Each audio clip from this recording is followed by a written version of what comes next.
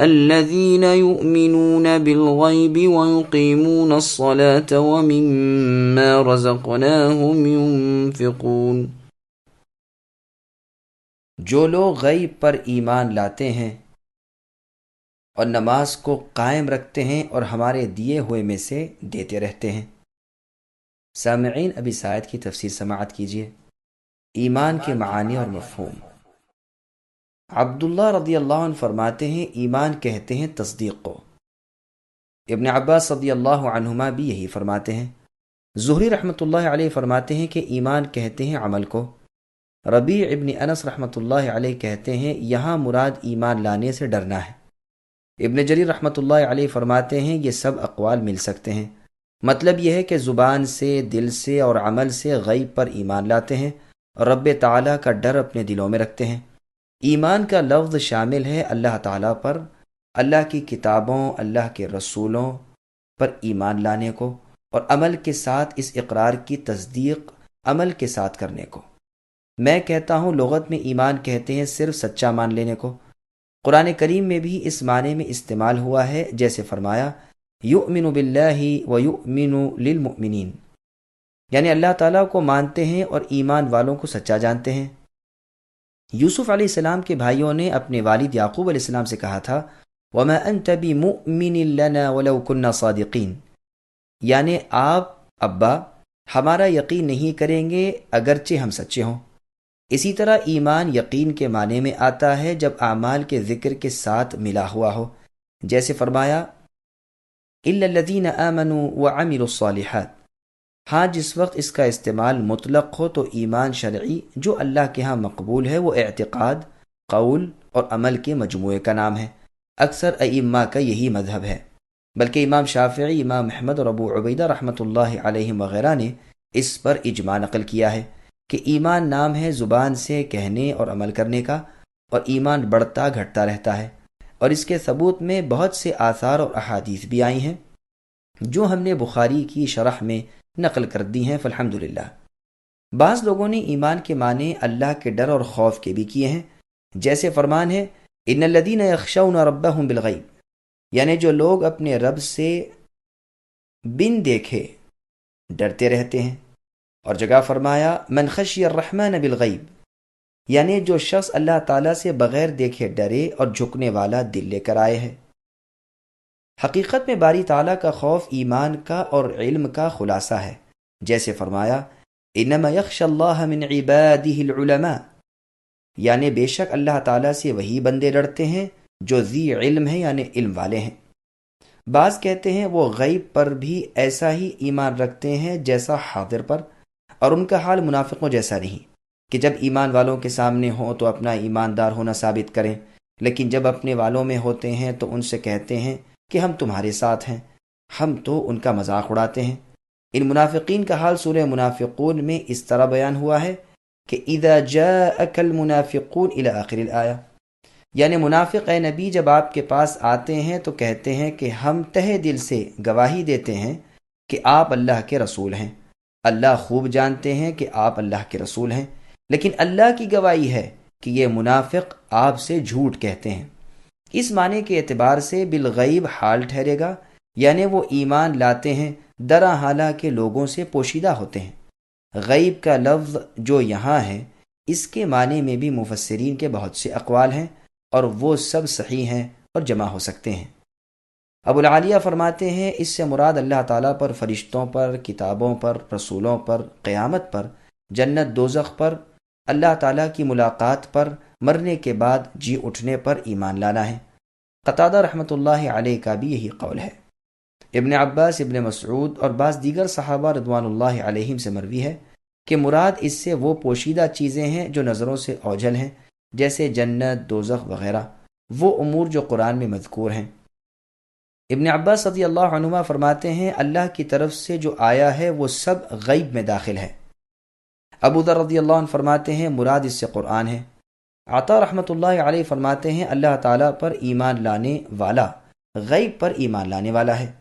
اسماعیل بن ابو خالد رحمۃ اللہ علیہ فرماتے ہیں مراد اسلام کی تمام پوشیدہ چیزیں ہیں۔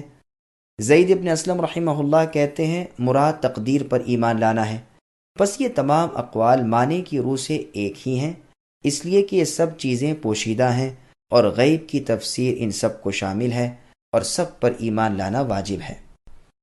ابن مسعود رضی اللہ عنہ کی مجلس میں ایک مرتبہ صحابہ کے فضائل بیان ہوتے ہیں تو آپ فرماتے ہیں رسول اللہ کے دیکھنے والوں نے تو رسول اللہ پر ایمان لانا ہی تھا، لیکن اللہ کی قسم ایمانی حیثیت سے وہ لوگ افضل ہیں جو بن دیکھے ایمان لاتے ہیں۔ پھر آپ نے الف لام میم سے لے کر مفلحون تک آیات پڑھی۔ امام حاکم اس روایت کو صحیح بتاتے ہیں۔ مسند احمد میں بھی اس مضمون کی ایک حدیث ہے۔ ابو جمعہ صحابی رضی اللہ عنہ سے ابن محریر رحمۃ اللہ علیہ نے کہا کہ کوئی ایسی حدیث سنائیے جو آپ نے خود رسول اللہ صلی اللہ علیہ وسلم سے سنی ہو۔ فرمایا اچھا، میں تمہیں ایک بہت ہی عمدہ حدیث سناتا ہوں۔ ہم نے رسول صلی اللہ علیہ وسلم کے ساتھ ایک مرتبہ ناشتہ کیا، ہمارے ساتھ ابو عبیدہ ابن الجراح رضی اللہ عنہ بھی تھے۔ انہوں نے کہا یا رسول اللہ، کیا ہم سے بہتر بھی کوئی اور ہے؟ ہم آپ کے ساتھ اسلام لائے، آپ کے ساتھ جہاد کیے۔ رسول صلی اللہ علیہ وسلم نے فرمایا ہاں، وہ لوگ جو تمہارے بعد آئیں گے جو مجھ پر ایمان لائیں گے حالانکہ انہوں نے مجھے دیکھا بھی نہ ہوگا۔ میں نے اس مسئلے کو بخاری کی شرح میں خوب واضح کر دیا، اس لیے کہ بعد والوں کی تعریف اسی بنا پر ہو رہی ہے اور ان کا بڑے اجر والا ہونا اسی حیثیت سے ہے، ورنہ علی الاطلاق ہر طرح سے بہتر اور افضل تو صحابہ رضی اللہ عنہم ہی ہیں۔ اقامت صلاۃ اور انفاق یعنی خرچ کرنے سے کیا مراد ہے؟ ابن عباس رضی اللہ عنہما فرماتے ہیں فرائض نماز بجا لاتے ہیں، رکوع سجدہ تلاوت خشوع اور توجہ کو قائم کرتے ہیں۔ قتادہ رحمۃ اللہ علیہ کہتے ہیں وقتوں کا خیال رکھنا، وضو اچھی طرح کرنا، رکوع سجدہ پوری طرح کرنا اقامت صلاۃ ہے۔ مقاتل رحمہ اللہ کہتے ہیں کہ وقت کا خیال کرنا، کامل طہارت کرنا، رکوع سجدہ پورا کرنا، تلاوت اچھی طرح کرنا، اتحیات اور درود شریف پڑھنا اقامت صلاۃ ہے۔ ابن عباس رضی اللہ عنہما فرماتے ہیں مما رزقناہم ينفقون کے معنی زکوٰۃ ادا کرنے کے ہیں۔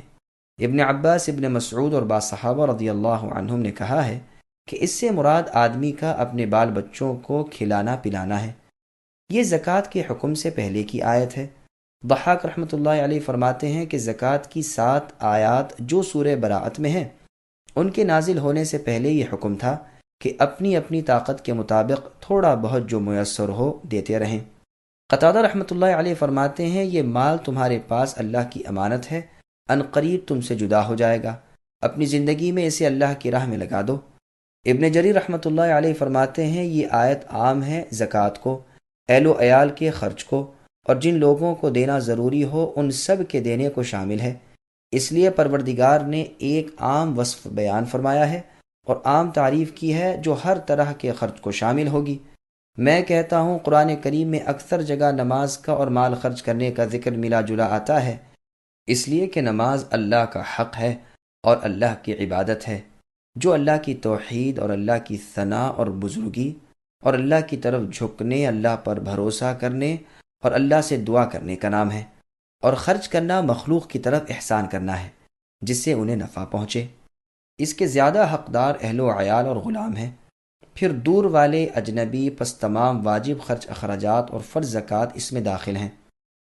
بخاری اور مسلم میں ابن عمر رضی اللہ عنہما سے روایت ہے رسول اللہ صلی اللہ علیہ وسلم نے فرمایا اسلام کی بنائیں یعنی بنیادیں 5 ہیں، اللہ تعالیٰ کی توحید اور محمد صلی اللہ علیہ وسلم کی رسالت کی گواہی دینا، نماز قائم رکھنا، زکوٰۃ دینا، رمضان کے روزے رکھنا اور بیت اللہ کا حج کرنا۔ اس بارے میں اور بہت سی احادیث ہیں۔ صلاۃ کے لغوی و شرعی معنی۔ عربی لغت میں صلاۃ کے معنی دعا کے ہیں، عرب شاعروں کے شعر اس پر شاہد ہیں۔ پھر شریعت میں اس کا استعمال نماز پر ہے جو رکوع، سجود اور دوسرے خاص افعال کا نام ہے جو مخصوص اوقات میں جملہ شرائط اور صفات اور اقسام کے ساتھ بجا لائی جاتی ہیں۔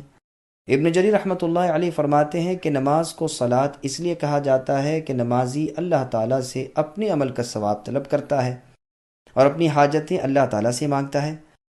بعض نے کہا ہے کہ جو 2 رگیں پیٹھ سے لے کر ریڑھ کی ہڈی کی دونوں طرف آتی ہیں انہیں عربی میں صلوین کہتے ہیں۔ چونکہ نماز میں یہ ہلتی ہیں اس لیے نماز کو صلاۃ کہا گیا ہے، لیکن یہ قول ٹھیک نہیں۔ بعض نے کہا یہ مأخوذ ہے صلا سے، جس کے معنی ہے چپک جانا اور لازم ہو جانا، جیسے قرآن میں ہے لا یصلاھا، یعنی جہنم میں ہمیشہ نہ رہے گا مگر بدبخت۔ بعض علماء کا قول ہے کہ جب لکڑی کو درست کرنے کے لیے آگ پر رکھتے ہیں تو عرب تصلیہ کہتے ہیں۔ چونکہ نمازی بھی اپنے نفس کی کجی کو نماز سے درست کرتا ہے، اس لیے اسے صلاۃ کہتے ہیں، جیسے قرآن میں ہے ان الصلاۃ تنہی عن الفحشاء والمنکر، یعنی نماز ہر بے حیائی اور برائی سے روکتی ہے۔ لیکن اس کا دعا کے معنی میں ہونا ہی زیادہ صحیح اور زیادہ مشہور ہے، واللہ اعلم۔ لفظ زکوٰۃ کی بحث انشاءاللہ اور جگہ آئے گی۔